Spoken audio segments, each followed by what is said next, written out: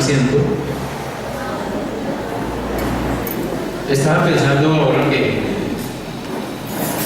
pues el mensaje del domingo, hermano, me dejó prendido. Y yo creo que a todos, el culto del domingo, un culto bien especial. Y podríamos decir que el Señor Jesucristo nos visitó. Amén. Y de eso se trata todo esto, ¿no? De eso se trata todo esto, que nosotros podamos ver a Dios, al Dios de la Biblia. Amén.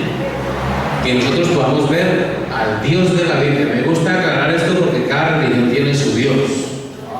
Parece mentira, ¿no? Pero cada religión tiene su Dios. Los católicos esperan ver su Dios en una humedad, en un mojado, en un árbol podrido. Ellos esperan ver a Dios en cualquiera de esas cosas. Los protestantes ven a Dios en sus sistemas, en sus iglesias. Ellos sienten que si salen de su iglesia, entonces se salen de su Dios. O sea que el Dios de ellos es limitado. Amén. El Dios de nosotros no. El Dios de nosotros lo llena todo con su presencia. A mí me gusta mucho lo que el apóstol Pablo dice en el capítulo 17 de los Hechos. Vamos al libro de los Hechos, capítulo 17.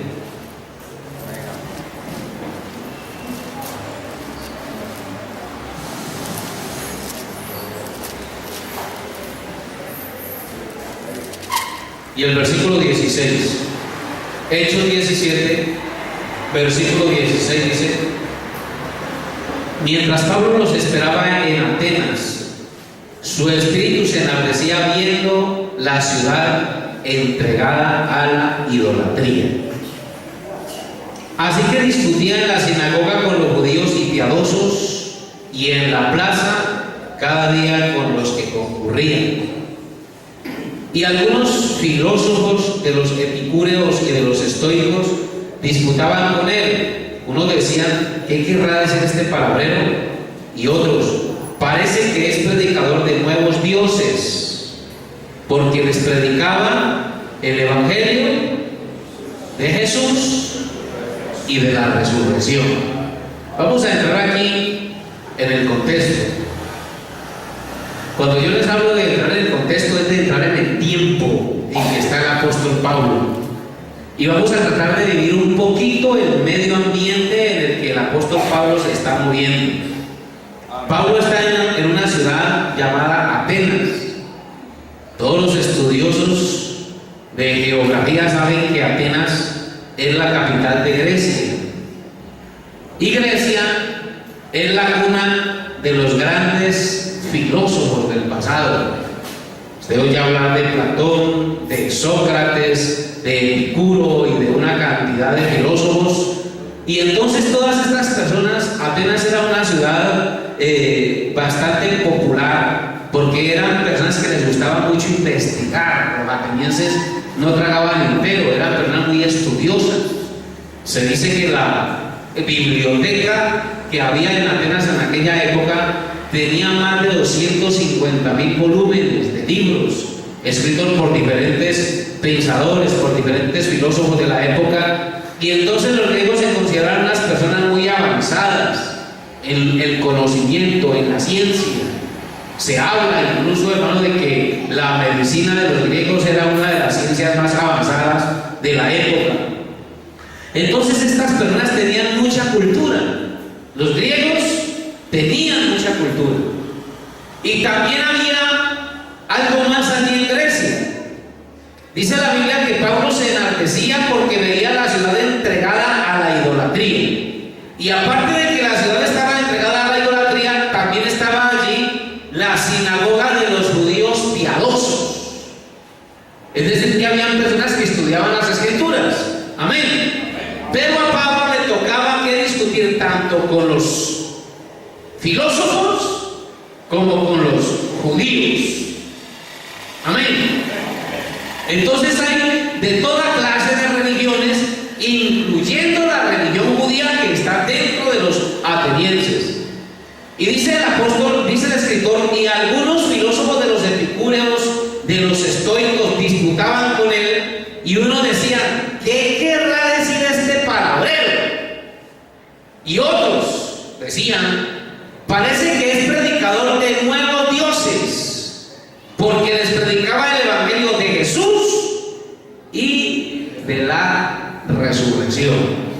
¿El evangelio de quién? De Jesús y de la resurrección.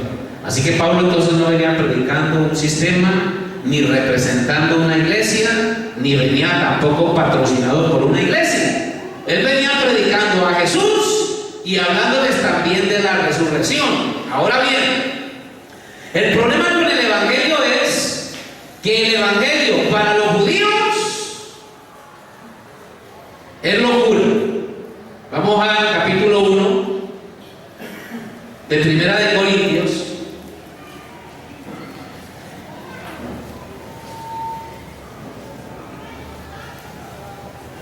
Y el versículo 18, Primera de Corintios 1:18 dice, el apóstol Pablo aclara, porque la palabra de la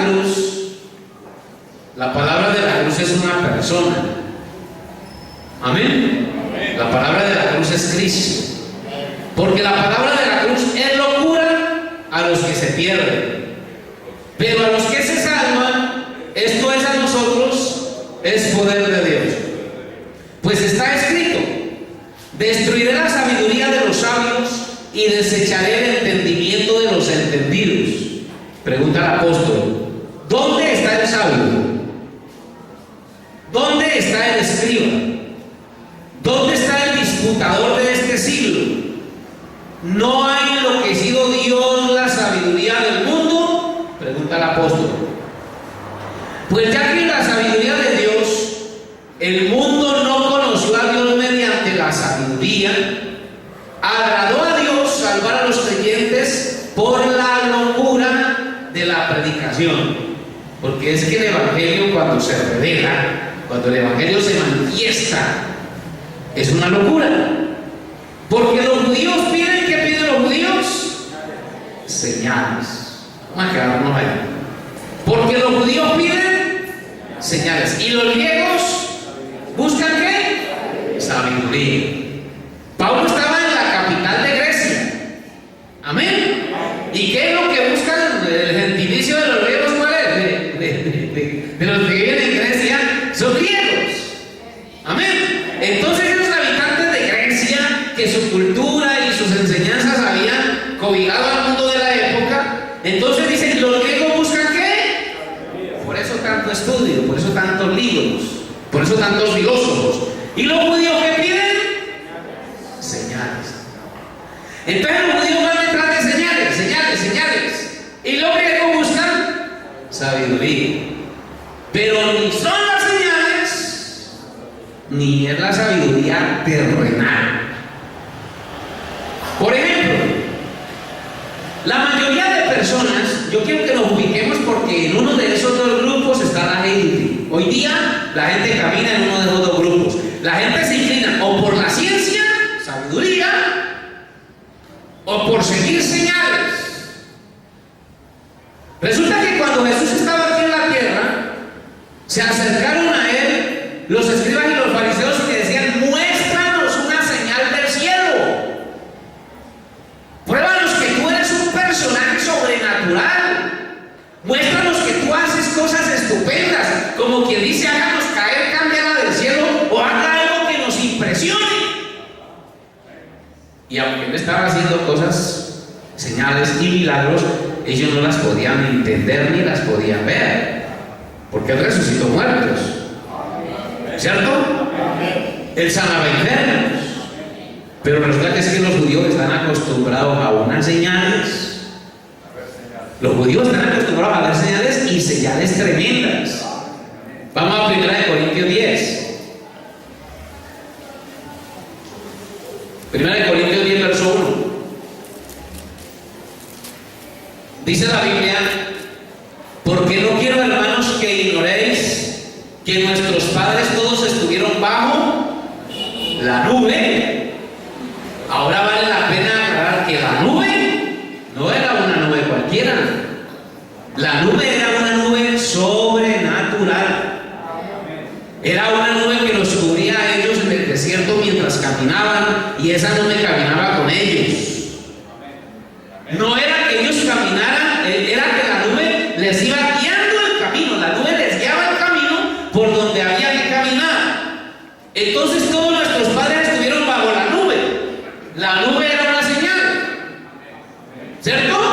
La nube era una señal. Y todos pasaron el mar. Pasar por el mar era una señal.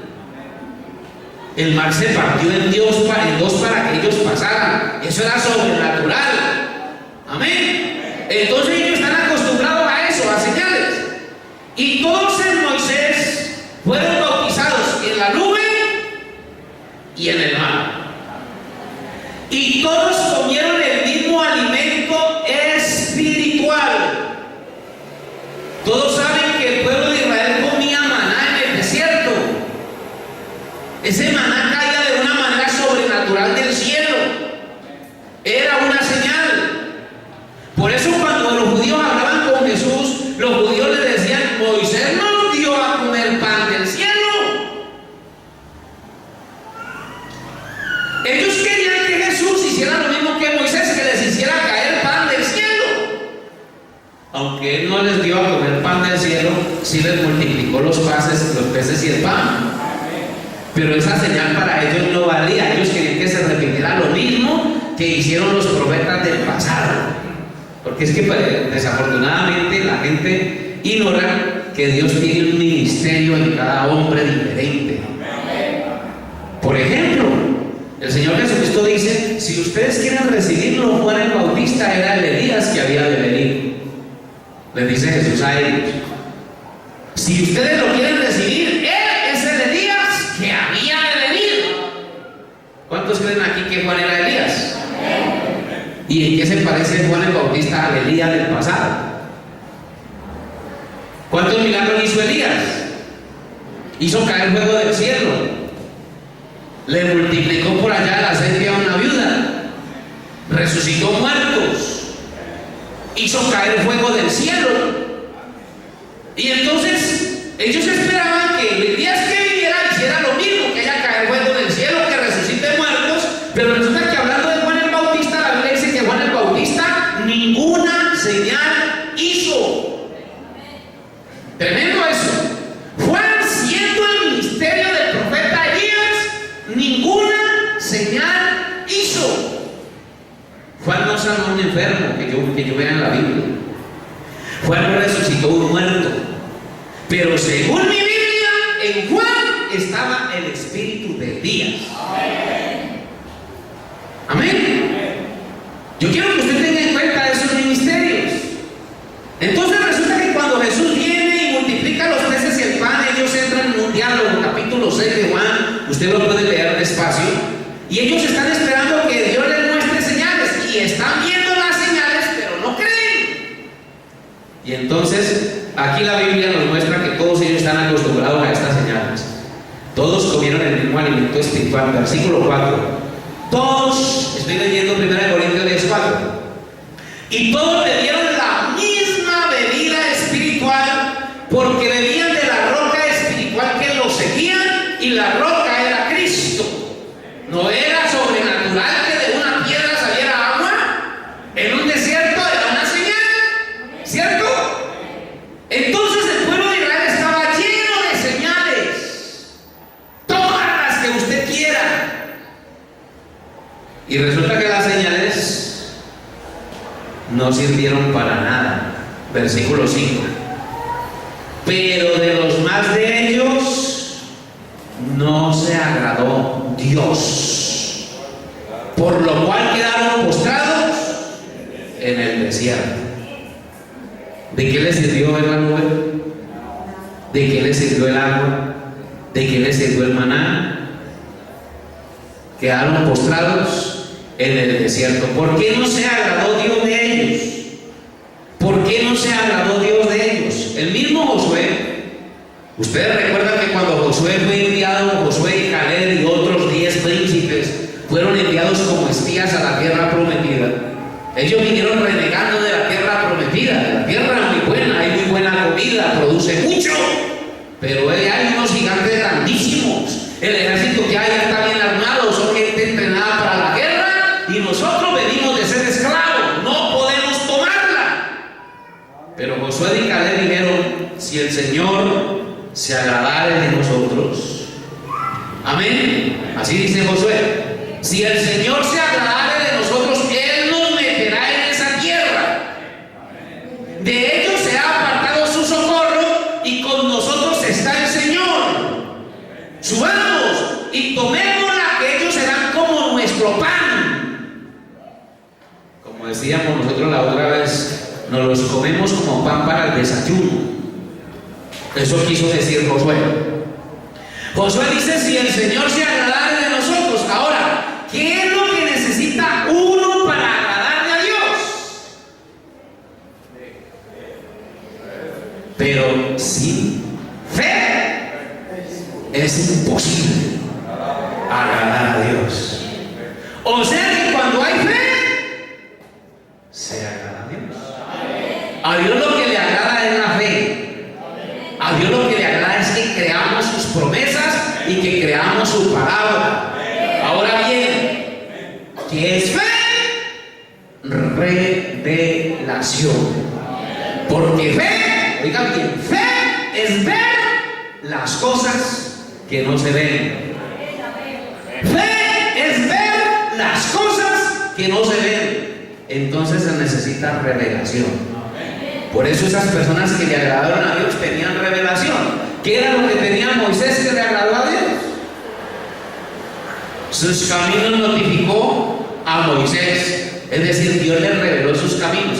¿Qué tenía Elías que le agradó a Dios? A Dios, revelación. Por eso todo ese capítulo 11 de Hebreos habla de la fe, y habla de la fe de Sansón, de la fe de Gedeón, de la fe de Noé, de la fe de Abraham. Habla de la fe de todos esos hombres. Esa fe era revelación de los propósitos de Dios.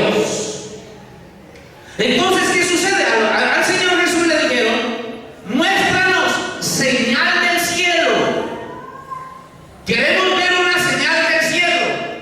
Jesucristo les dijo: la generación adúltera y perversa pide señal del cielo, pero señal no les será dada sino la señal de... ¿Se acuerdan del texto? Vamos a ver. Demos alabanzas al Señor. Eso es San Mateo.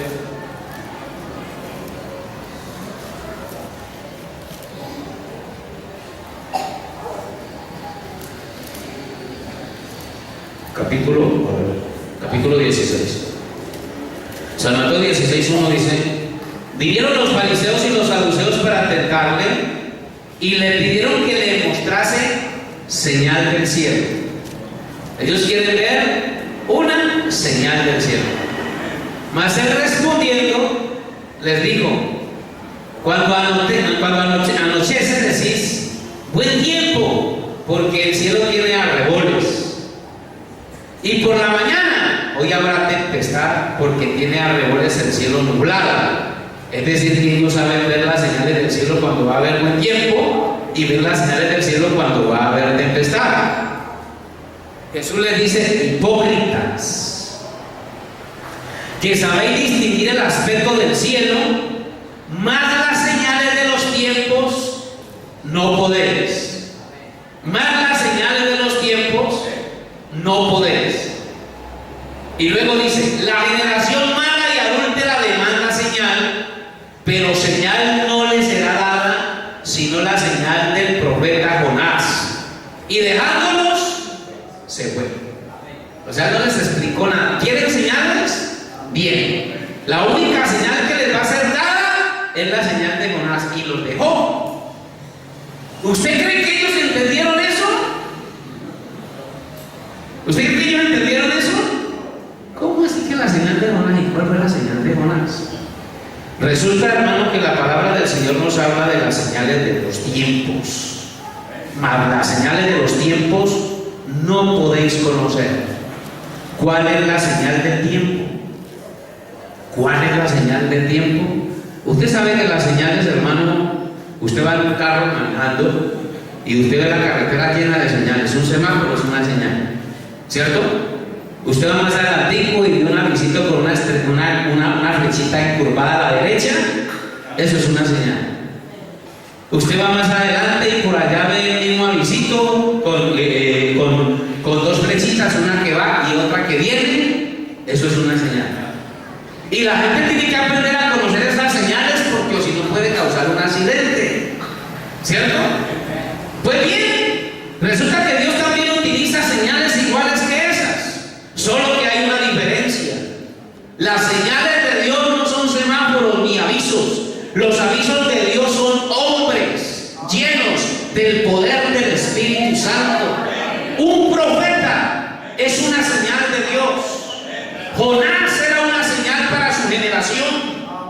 Noé era una señal para su generación. Una señal es un mensaje. Una señal es un mensaje. Ese semáforo que usted ve en las calles, ese semáforo le habla a usted y usted capta el mensaje porque usted ya sabe qué quiere decir la luz roja. ¿Qué le está diciendo un semáforo cuando está en luz roja? ¿Qué le dice? Está hablando. Usted en su subconsciente ya sabe el mensaje que le está transmitiendo. Y si quiere métase y verá lo que le pasa. Cuando pasa el semáforo a la luz verde, ¿qué le está diciendo ese aparato a usted? ¿Le habla o no le habla? Eso es un idioma. Ese es un idioma. ¿Le habla el semáforo? ¿Qué le dice cuando está en luz verde? Si ven, entendemos esos aparatos. Pero resulta que las señales de los cielos no las entendemos. Jesús vino y él pregunta: ¿ustedes por qué no entienden mi lenguaje? ¿Por qué no entienden el mensaje que les quiero transmitir? Por eso Jesús les dice: a ustedes no les será dada ninguna otra señal que la señal del profeta Jonás, porque Jonás era una señal para su pueblo, o para el pueblo de Nínive. Amén. Y dice el Señor: así como Jonás estuvo 3 días y 3 noches en el vientre del pez, el Hijo del Hombre estará 3 días y 3 noches en las entrañas de la tierra. Así como el mensaje de Jonás era una señal para los ninivitas. ¿Por qué él usa la señal de Jonás? Porque es que Jonás es una cosa bien especial. En ese libro de Jonás hay una revelación tremenda. Resulta de que los ninivitas adoraban una cantidad de ídolos.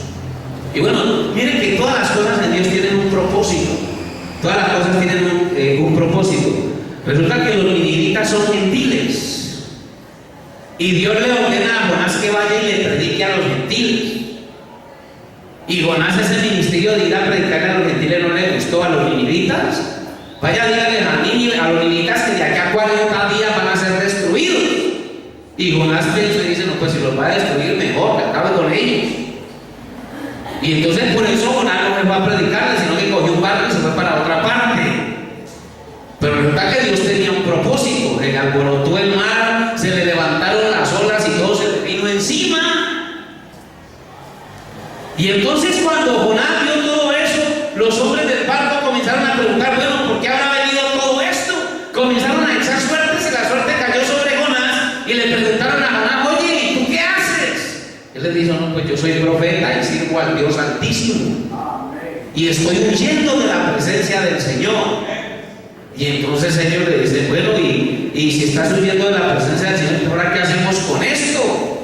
Y entonces Jonás dice: si ustedes me toman y me echan al mar, el mar se les va a calmar.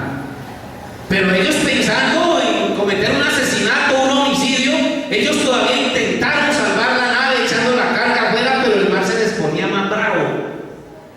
Hasta que tomaron la decisión de echar a Jonás al mar. Y entonces el mar se les calmó. Amén. Vino un pez que se comió a Jonás, se lo llevó y estuvo 3 días en el vientre del pez. Resulta que estudiando un poquito la cultura de los ninivitas, miren las cosas que Dios hace. Dios hace unas cosas bien raras. Los ninivitas tenían un Dios, que ese Dios era mitad hombre y mitad pez. La divinidad que tenían los ninivitas era mitad hombre y mitad pez. Y entonces cuando los ninivitas vieron que un pez vomitó a Jonás, que Jonás salió de la barriga de un pez, ellos pensaron que Jonás era un dios. Lo relacionaron con su divinidad. Por eso cuando Jonás comenzó a predicar lleno de rabia y de malujera, porque él no quería predicar, los ninivitas veían en Jonás la voz de su Dios. Por eso se arrepintieron.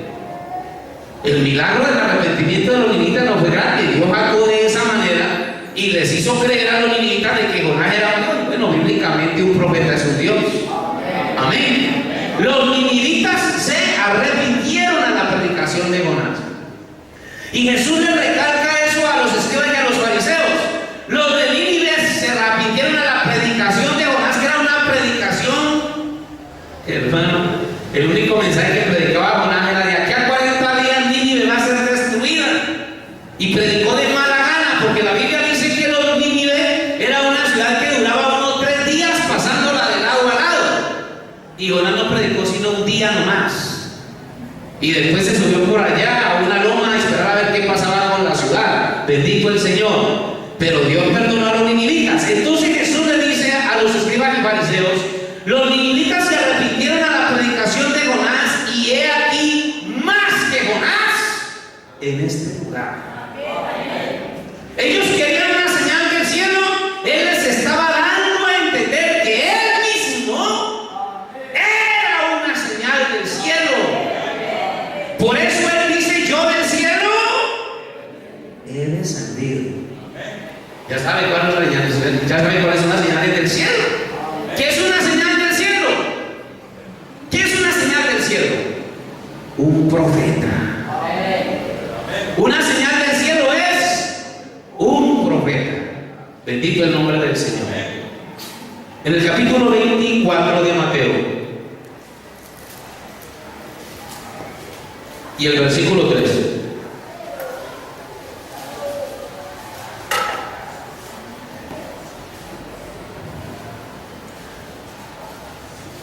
Leamos del verso 1, Mateo 24, 1 dice: cuando Jesús salió del templo y se iba, se acercaron sus discípulos para mostrarles los edificios del templo.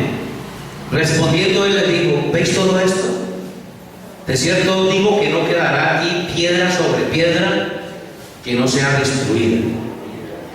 Y estando él sentado en el monte de los olivos, los discípulos se le acercaron aparte diciendo: dinos, ¿cuándo serán estas cosas? ¿Y qué señal habrá de tu venida y del fin del siglo? Oiga bien esto, oiga la pregunta. Son 3 preguntas en una.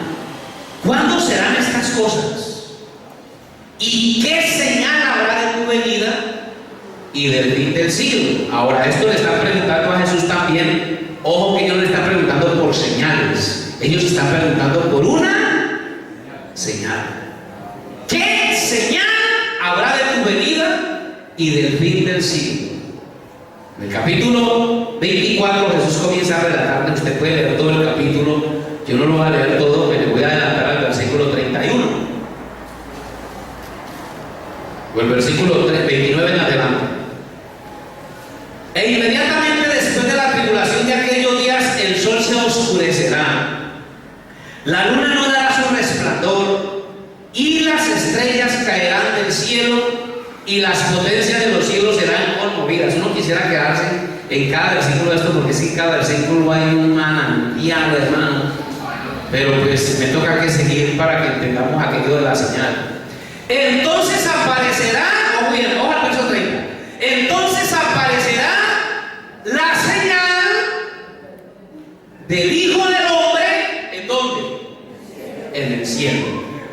Y entonces lamentarán todas las tribus de la tierra y verán a quién van a ver.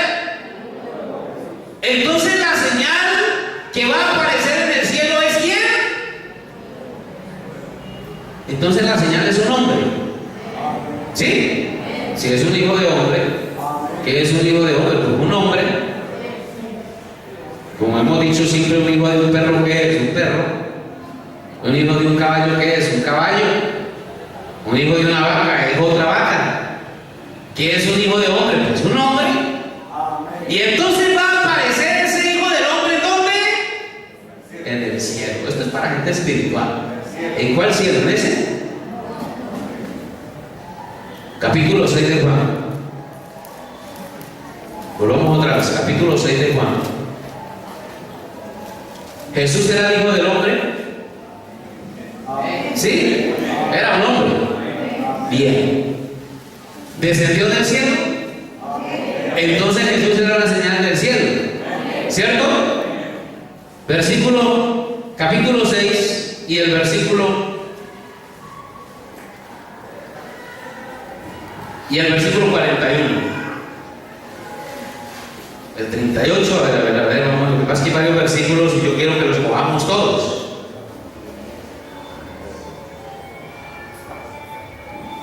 Leamos desde el verso 32 en adelante, 6:32. Jesús les dijo: de cierto os digo, no dio Moisés el pan del cielo, mas mi Padre os da el verdadero pan del cielo. Porque el pan de Dios es aquel que descendió del cielo y da vida al mundo. ¿Quién descendió del cielo? Jesús. Lo vieron bajando en una nube, en un platillo volador, en caballos de fuego. ¿Cómo Jesús bajó del cielo? Él dice que vino del cielo, porque el pan de Dios es aquel que descendió del cielo y da vida al mundo.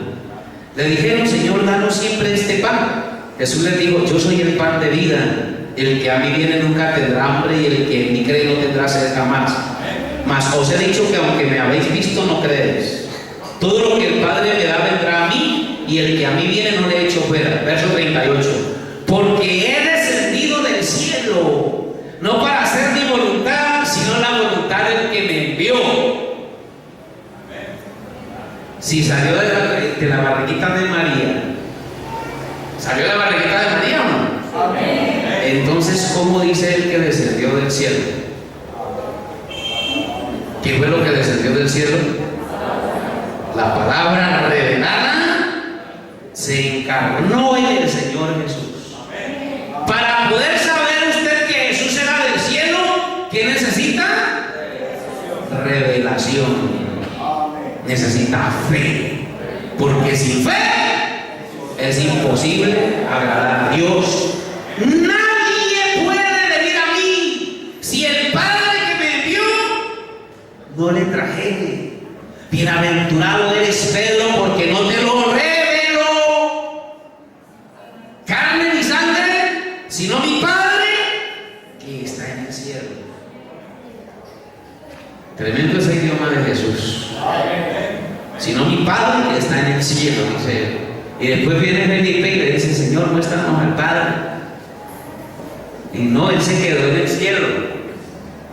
¿En dónde estaba el Padre? Y entonces el cielo de Dios, ¿quién era? ¿Quién era el cielo de Dios? Nos da como miedo decir, ¿no? Pero me están entendiendo. ¿Cuántos me están entendiendo? Nos da miedo decir: el cielo de Dios es Jesús. Mi Padre que está en el cielo. Y Felipe le dice: muéstranos al Padre y nos basta. Felipe, hace tiempo que estoy contigo y no me has conocido. El reino de los cielos entre vosotros está. De manera que el cielo es una dimensión de Dios. El cielo de Dios es otra dimensión. Es aquí mismo, pero es otra dimensión. Por ejemplo, les voy a poner esto aquí. Resulta que Pilato coge a Barrabás y a Jesús y los presenta al pueblo, ¿cierto? Pone uno a su derecha y otro a su izquierda, y Pilato les dice: escojan al que ustedes quieren que yo les suelte. Uno de esos dos hombres que tiene Pilato a su lado, uno es del cielo, otro es de la tierra. ¿Sí estamos? Bien. ¿Y no estaban todos dos al lado de Pilato? ¿Cómo estaba uno en el cielo y otro en la tierra? Porque uno estaba en la dimensión de lo espiritual, uno estaba en la dimensión de Dios y otro estaba en la dimensión de la carne. ¿Por qué cuando el mundo le tocó escoger entre los dos, no pudieron escoger al mejor? ¿Por qué escogimos lo peor? Porque no teníamos revelación. No teníamos sabiduría de Dios. Esa gente que estaba ahí al frente de Pilato, ellos tenían filosofía y ellos seguían señales y ellos tenían su religión, pero no tenían lo que Pablo dice en el capítulo 2 de Primera de Corintios. Demos alabanzas al Señor. Capítulo 2 de Corintios, verso 6. Sin embargo, hablamos sabiduría entre los que han alcanzado madurez, y sabiduría no de este siglo, ni de los príncipes de este siglo que perecen, mas hablamos sabiduría de Dios, el misterio. Vamos a ver si cogemos esto aquí. Dios mío bendito. Si usted coge esto aquí, hermano, yo ya no necesitaría predicar más. Si usted entiende esto, yo ya no necesitaría predicar más. Yo me puedo sentar y dejar que cada uno de ustedes hable, porque si hablan conforme a esto, cualquiera que hable va a ser una bendición de Dios. Mas hablamos sabiduría de Dios, el misterio, la sabiduría oculta, la cual Dios predestinó antes de los siglos para nuestra gloria. Versículo 8. La que ninguno de los príncipes de este siglo conoció. Una sabiduría que no la conoció ninguno de los príncipes de este siglo. Sabiduría que no la conocieron los científicos de la NASA. Sabiduría que no la conocieron los grandes teólogos de Roma. Sabiduría que no la ha conocido ningún hombre, porque la Biblia dice sabiduría que ninguno de los príncipes de este siglo conoció, porque si la hubieran conocido, nunca habrían crucificado al Señor de gloria. ¿A quién mataron? Al Señor de gloria.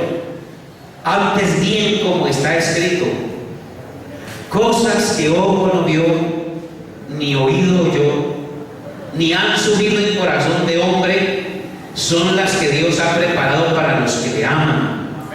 Créanme, hermano, que los institutos bíblicos no hablan esto que estamos hablando aquí en esta noche. Por aquí la gente pasa y ellos no saben qué está pasando aquí.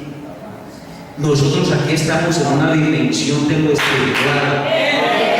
Nosotros aquí estamos frente a las puertas del cielo. Unos pueden entrar, otros no entrarán por incredulidad o por dudas o porque no entienden. Pero yo sé que hay algunos que están entrando. Hay unos que están entrando al reino de los cielos, y cuando usted entra al cielo, el cielo entra en usted. Y cuando el cielo entra en usted se convierte en un ser celestial. Entre otras palabras, usted se convierte en un Cristo. Pablo dice: mas hablamos sabiduría de Dios en misterio. ¿Y cuál es la sabiduría de Dios? Capítulo 1 y el versículo 22, otra vez, de 1 Corintios 1, 22. Porque los judíos piden señales y los griegos buscan sabiduría, pero nosotros predicamos a Cristo crucificado. Para los judíos ciertamente tropezadero, y para los gentiles locura. O sea, Cristo para los gentiles, para los griegos, para los que buscan sabiduría, eso es una locura. Y para los judíos es un tropezadero. Ellos tropiezan con Cristo. Ellos no pueden creer que todos los profetas, que todo lo que dijo Moisés y que todo lo que dijeron los profetas estuviera vivo en la persona de Cristo. Ellos no podían creer eso. Verso 24. Mas para los llamados, así judíos como griegos, para los escogidos, tanto gentiles como judíos, Cristo, poder de Dios, ¿y qué más? Y sabiduría de Dios. Pablo dice: hablamos sabiduría de quién? De Dios. ¿De quién estamos hablando? De Cristo. ¿Qué es Cristo? ¿Qué es Cristo? Dios en un hombre. Cristo es Dios en un hombre. Por eso la Biblia dice, cuando habla de falsos cristos, vendrán falsos cristos y falsos profetas. Vendrán diciendo en mi nombre: yo soy el Cristo. Y a muchos engañarán. Aquí vale la pena que usted tenga en cuenta algo. Si vienen falsos cristos, si vienen falsos profetas, es porque en alguna parte tiene que haber uno verdadero. O si no, no tienen sentido los falsos. Yo no puedo engañar a una persona con un billete de 30,000 pesos. Falso. ¿Por qué no lo puedo engañar? Porque la gente sabe que no hay billetes de 30,000 pesos. El que yo le voy a pagar a usted un dinero y le saque un billete de 30,000 pesos, oye, hermano, ¿y esto qué es? Pero un billete de 50,000 pesos falsos sí se lo puedo meter.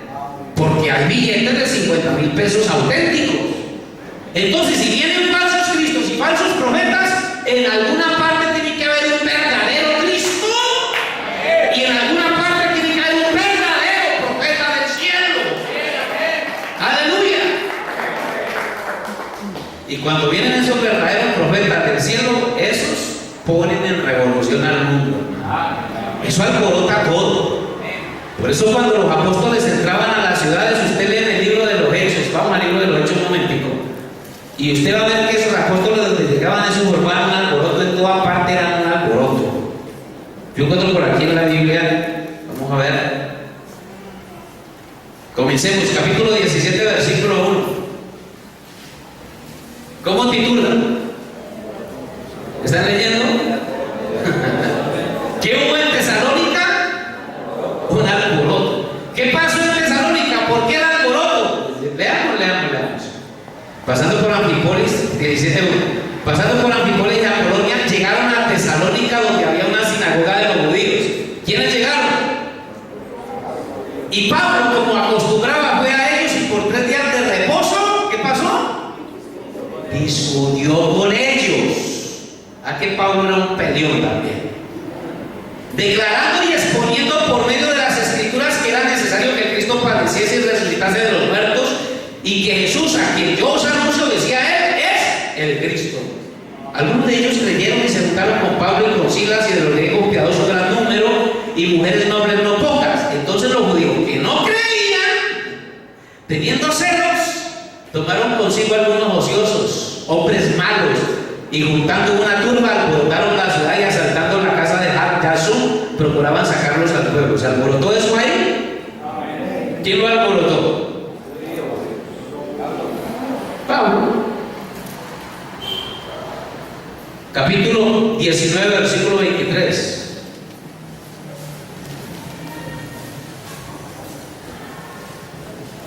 Capítulo 19 y el versículo 23.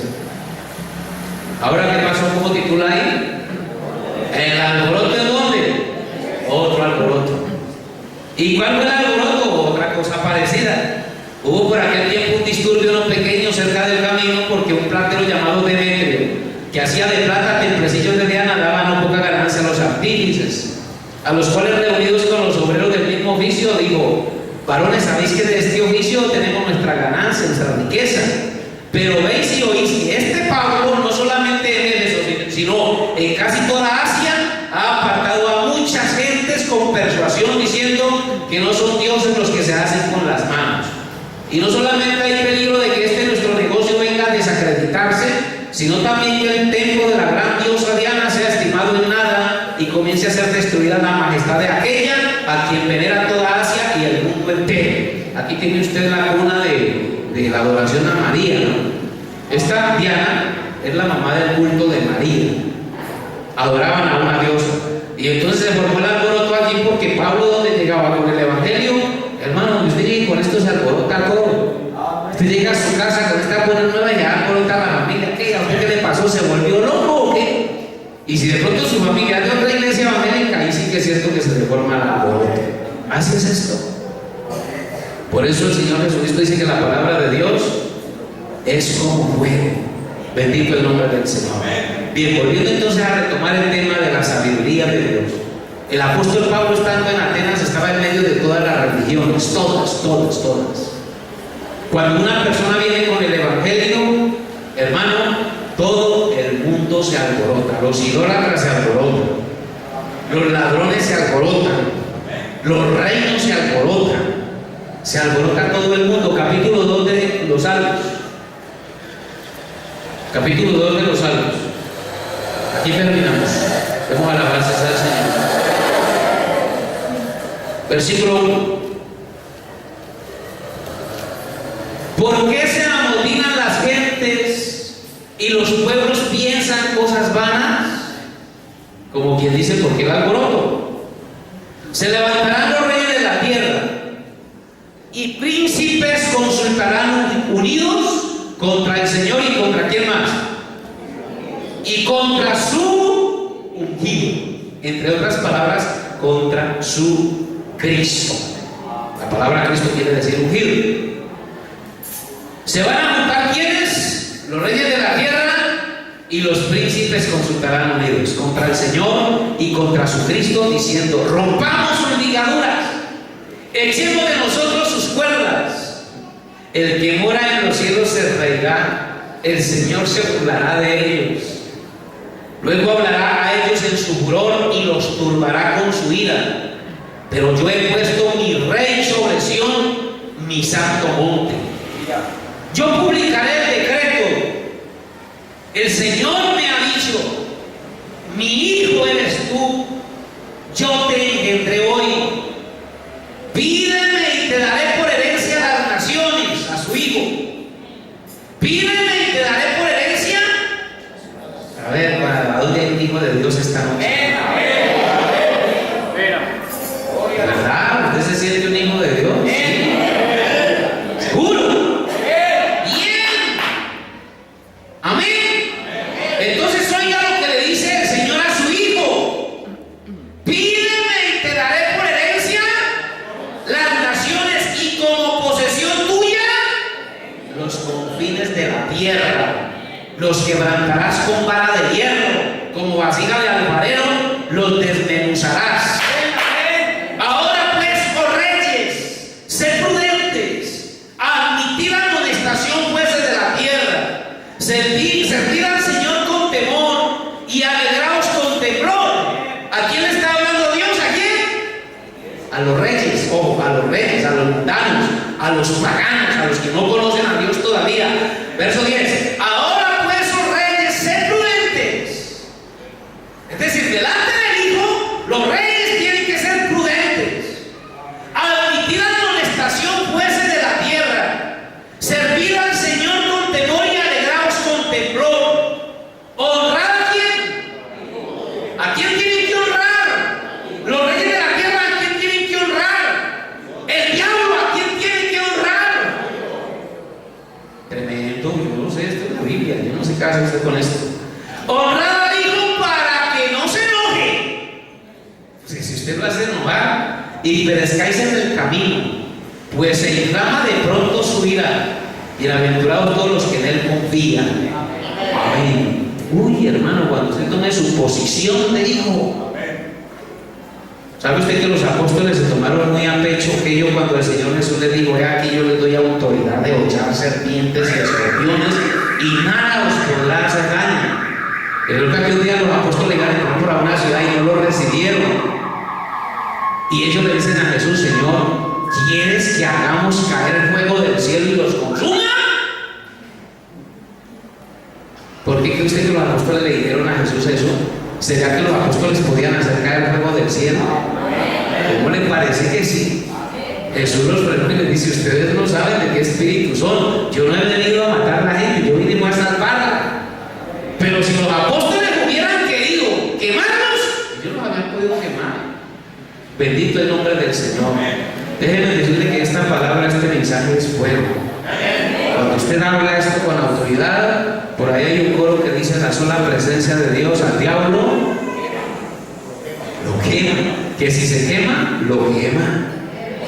Usted habla esta palabra y por allá el nido de Satanás comienza a arder y sus hijos comienzan a retorcerse. Oiga lo que dice: miren, nos están pegando a nosotros. Oiga que nos está atacando. Esa es la palabra de Dios. Enemistad pondré entre tu simiente y su simiente. Aquí no hay enemistad casada, hermano. ¿Aquí qué hacemos? Hay una enemistad casada, de principio a fin. Los hijos de Dios contra los hijos del diablo. Y eso no va a acabar nunca. Bendito el nombre del Señor. Usted y yo nos tenemos que definir. ¿Tenemos sabiduría de Dios? Sabiduría de Dios. tome su posición y ocupe su lugar como hijo de Dios y metámonos con Él. Sirvámosle con el alma, creámosle con el corazón y sigamos adelante. Esto entre más días va a poner más caliente, hermano. Esto entre más días más caliente. Esto arde por toda parte. Esto hay comentarios de una clase, comentarios de otra. Los pastores por allá hablando en las iglesias, cuidado que por allá hay esto, que por allá hay aquello. Pero eso están diciendo de todo. Bendito el nombre del Señor. Qué bueno que Dios nos haya tenido en cuenta para ser protagonistas de algo grande en Palmira y en el mundo. Bendito el nombre de Jesús. Yo no sé qué va a pasar, pero nos tocó. Y como dijo el Señor Jesús, bueno, yo vine a meterle candela a esto, ¿y qué hago si esto ya se prendió? Como quien dice, esto ya no lo apaga nadie. ¿Cuánto una alabanza a